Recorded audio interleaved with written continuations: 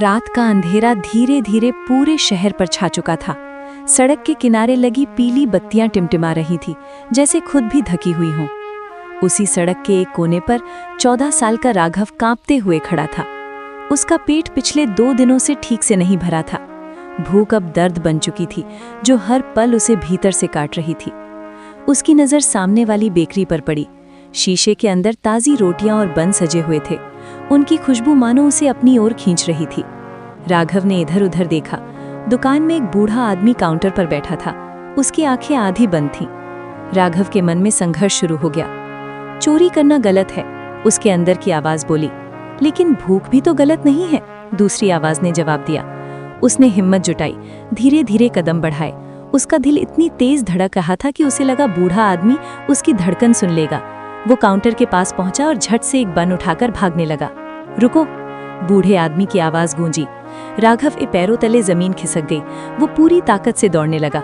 पीछे से बूढ़े आदमी के कदमों की आवाज आ रही थी। राघव एक गली में मुड़ा और अंधेरे में छिप गया।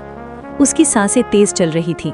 उसने सोचा अब पकड़ा गया तो पुलिस के हवाले कर दिया जाएगा।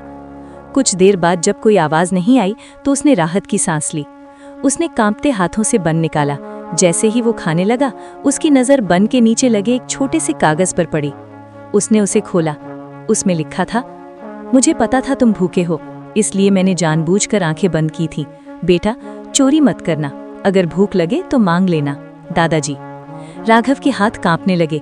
उसकी आंखों में आंसू भर आए। उसका गला रुंध गया। उसे एहसास हुआ कि बूढ़ा आदमी उसे पकड़ना नहीं चाहता था, वो उसकी मदद करना चाहता था। अचानक उसे पीछे से वही आवाज सुनाई दी, बेटा। राघव डरते डरते पीछे मुड़ा। वही बूढ़ा आदमी खड़ा था, लेकिन उसकी आंखों में गुस्सा नहीं, दया थी। भूख लगी थी ना?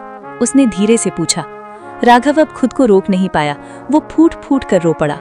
मुझे माफ कर दीजिए, मैंने चोरी की, उसने रोते हुए कहा। बूढ़े आदमी ने उसके सिर पर हाथ रखा।